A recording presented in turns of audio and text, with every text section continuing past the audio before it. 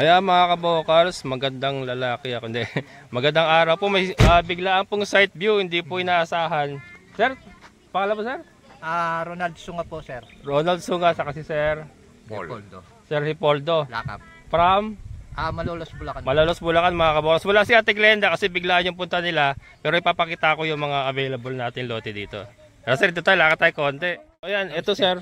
Sesend ko rin sa mga kaibigan ko. Ito yung simula nung ano sir, nung 10, hindi, 7 na lang pala kasi nakuha na yung 3. Ayan, yung pag ano naman yan sir, pag ganon. Ito, pag ganon. Gusto nila kasi tabi-tabi kami. Pwede po. Yung tabi-tabi. Pwede kayong kumuha ng tabi-tabi. Mga 10,000 ay 1,000 ay 1 1 Ay hindi, ako ano lang, 200 lang ay, ako. Kung 1 to po kailangan nyo, doon tayo kukuha. Kasi dito, 7 na lang ang pagkakaalam ko, 7 na lang eh. Dito, 100 lang eh. Lote, ang available. 700. Oo. Kayo na lang sa kabila, malaki pa. Paano?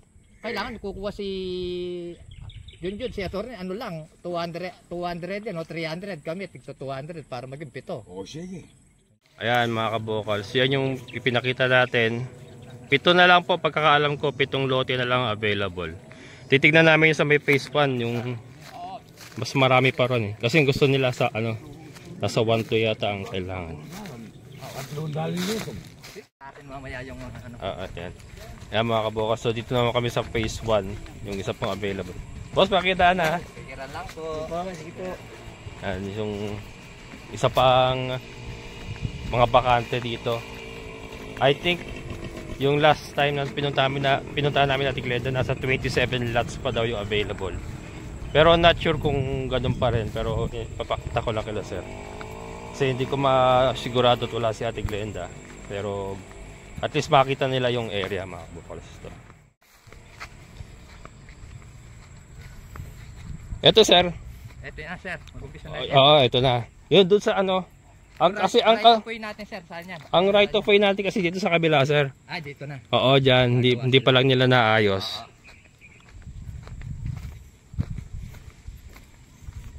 Ayan o. Ito kasi dati hindi pinapansin ito. Kung ano napakasukal, pero kasi ngayon katulad yan, naglilinis na to. Kaya lumitaw na itong lumitaw na yung mga available pa.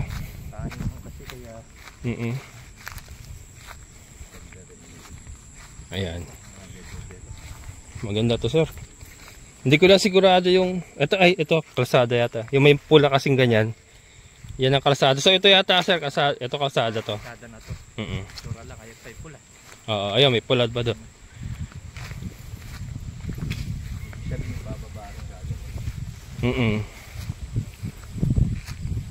Ito mas malapit ito doon sa labasan. Pagka na-develop na yung kalsada. Ito naman sir, magkano naman ang per nito? Ito yung 2,500 per square meter. Sa 5 years to pay. Sa 3 years, not sure sir pero alam ko nasa 2-3 per square meter pag 3 years to pay. Yan. Ayun na sir, ayan baba na yan. Ay patag po. Hanggang dito. Ayan. Pag bumaba na kayo dyan, patag yan. Ayun, may pula pa doon. It means kalsada. Ito sir, kalsada to. Ayan may pula. Kita nyo may pula sir? Yung may pula na yan. Yung mga kasi kalsada yan. Ito yung kalsada. Kalsada yan, papasok. Oo. Tapos yung property, ayan yung baba na yan. Diyan. Diyan, yung 27 na lote, dikit-dikit yan. So, gusto nyo pumortation ng 1-2, yun, kukunin nyo yung 1-2 na mas maganda. Dito. Ayan. Tapos doon lalabas sa may na yun sir, yung may puno. Ayun, yung dinaan ng truck na yun. Yan, andyan ang kalsada natin. Gaganon, tapos gaganon. Punta ron. Dito babaksa. Oo. Ayan. Ito, bukod to, hindi kasama. Sold out na. Sold out. Kasama to, kaya lang sold out. Yan na lang talaga yung mga available. Mas maganda to. Kung talagang baboyan ang gusto nyo. Patag na patag. Oo, patag yan. Hindi na yan tanong sir, baka naman pag tagulan ano kaya yung rito? Yung binabaha? Hindi sir, kasi ang tubig niyan ano yun eh, bababa pa doon eh. May daanan ng tubig doon eh. Mas mababa pa po doon. Mas mababa doon. Saka ano, Elevated na ano. yung dinaanan natin kanina, yun ang daanan ng tubig. Lalagyan ng drainage yun doon eh. Kasi nung unang panahon, yung mga magsasaka pala nandito, yung doon talaga ang daanan ng tubig nila. Parang nagiging sapa daw yung pagtag-ulan. So dito, hindi mapupondo kasi mas mataas kayo doon eh. Doon ang bagsak ng tubig eh. Dito lang dadaan. Oo, mas mataas to. Mas mataas to. Doon sa pito doon, sa pinaganuan doon. Oo. Mas ano doon, mas mataas to kasi yung tubig na magagaling dito, doon dadaan eh. Doon dadaan yun eh. Mas malapit ito. Oo, malapit. Oo. Yun lang ang kalsada. Oo. Flat. Oo. Saka mas malapit po kayo sa kalsada. Malapit. Pag na-develop po yan, so konti lakaran lang kami oh. Lalabas ka agad. Mababang matukan yun. Sakit baba po. Yan na. Oo. Kailan niya? Bahala na, pag-usapan mo na, sasabihin ko muna sa kaibigan ko, tapos sabihin mo sa anak ko, tapos sabihin sa akin, kung ilan niya ano natin, tapos naka-GC naman ako sa kanila, naka-group chat ako, pupunta na tayo dito, magdadap na. Para may-reserve mo. Basta pag binanggit po sir, phase 1 ito. Sa kabila, phase 2. Oo. Alam na ni Ate Glenda yun. Tsaka bibigay ko na rin kay San Poldo, kay San... Baka may gusto muna kayo batiin. Pagkat pa muna. Shoutout ka muna sa mga anak mo. Baka kay attorney. anak mo. Kay attorney Poldo. Anak niya ba attorney? Sige. Kukuha kami. Shoutout to sa mga malolos. Ayan, taga Malolo sila mga kabukas. Taga Malolos po kami, naghanap talaga kami. Ayan. So, pag-usapan nila at ano. Mabuti meron kaming nakita rito. Nakapagtulong sa amin. Ngayon pinunta na namin site at saka tinignan namin. Ayan, para sige. Yung detalye, mamaya sa GC may group chat ka eh. Mag-uusap sila ni Ate Glenda na lang. Sige, salamat po. Ayan, thank you. Ingat kayo. Bali, itong park na to ay nasa, ano tayo, block 24 and 25. Block 27 ba yun? Itong isa ay, Oo. Block 27, 28, 29 naman yung ano ni Glenn. Ano ni?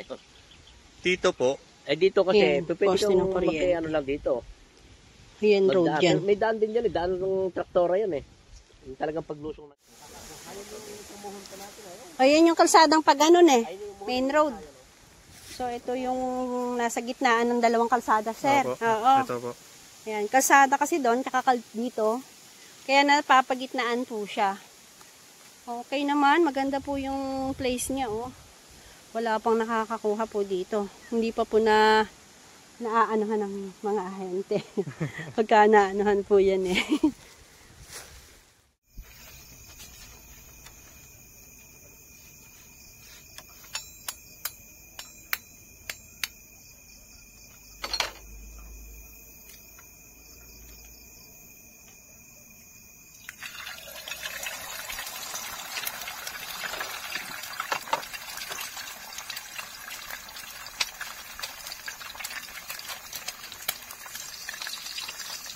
Ayan mga kabukas, magandang lalaki ako ulit. Magandang gabi sa inyo. Ayan, pasensya na ano itong upload natin walang kwenta, hindi, joke lang.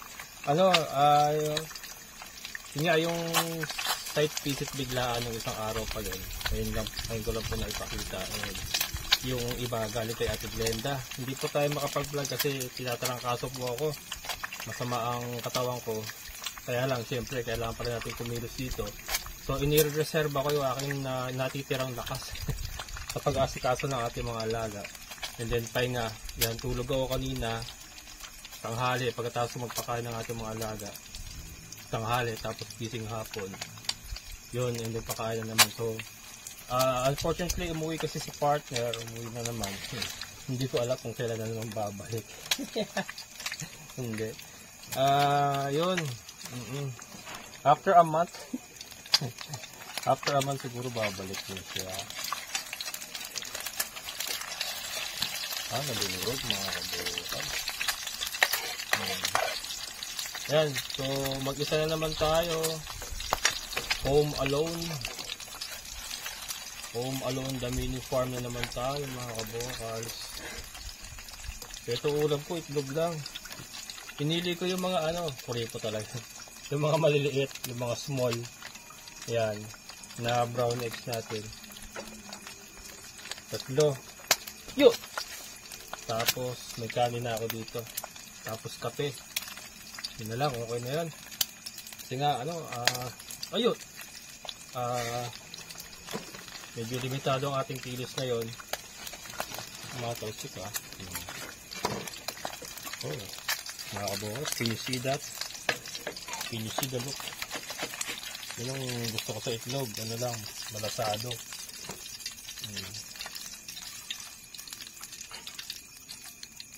Yun. Si Sir Andrew, umuwi din. Yan, kaya talagang wala tayo makausap ngayon.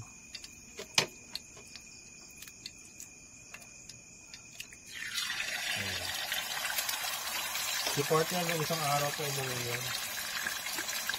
Parang 2 days ago, mga kabokals. Ayan. Ayan, so mga kabokals, tignan natin bukas kung okay na makapag-DVD na tayo. Pero ito lang muna may babahagi ko. Doon nga po pala sa mga ipinakita namin ni Ate Glenda, yung video kanina na nag-site view si Ate Glenda. Kahapon yun, araw na linggo. Pero kaming client. Yung po yung mga available pa mga kabokals doon. Doon pa sa looban na. Pero again, may mga kalsada naman po yan. Marami pa palang available doon sa bandang dulo na. So yan, doon sa nagnanais po dito sa barangay, sa nagnanais po kumuha ng hulugan lupa dito sa barangay Tukod, San Rafael, Bulacan. Farm lots po mga kabokals, hindi po ito residential. Farm lots. Kaya po marami po nagkaka-interest kasi bibihira po yung hulugan na subdivided na farm lots. Yan, bibihira po kayo makita niyan. Karamihan po ay mga residential. Kaya yun. Kaya marami dito nagkaka-interest. Dito po sa Barangay Tukod, San Rafael, Bulacan. And mabilis po talaga ang bentahan. Talagang marami pong nagpupunta. Lalo na kung araw ng linggo. Kaya message lang po kayo, Kabokals Farmer Facebook page. Kabokals Farmer Facebook page. Para po ma-coordinate ko kayo, ma-assist namin po kayo. Kung gusto nyo pong mag-site view, magpa-reserve, ayan. Kabokals Farmer Facebook page. Mga kabokals, hulugan lupa dito sa Barangay Tukod, San Rafael, Bulacan. Ayan, meron po tayong 5 years to pay. 2,900 per square meter. Meron po tayong 3 years to pay, 2,700 per square meter. Ang down payment po ay 40,000 per lot. And then pwede nyo nang gamitin yung lote. Katulad nito, hinuhulugan ko pa to, ay nagagamit ko na kagad. Ayan, so yun po ang kagandahan dito sa Barangay Tukod, San Rafael, Bulacan, mga kabokals. Ayan.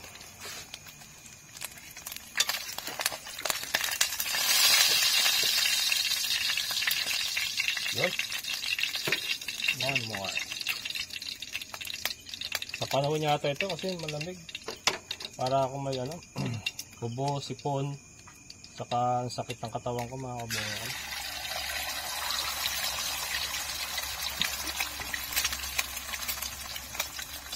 Pero minom na ako ng BioFlu. Sabi nga sa commercial. Sa BioFlu, sigurado yung babangon ka.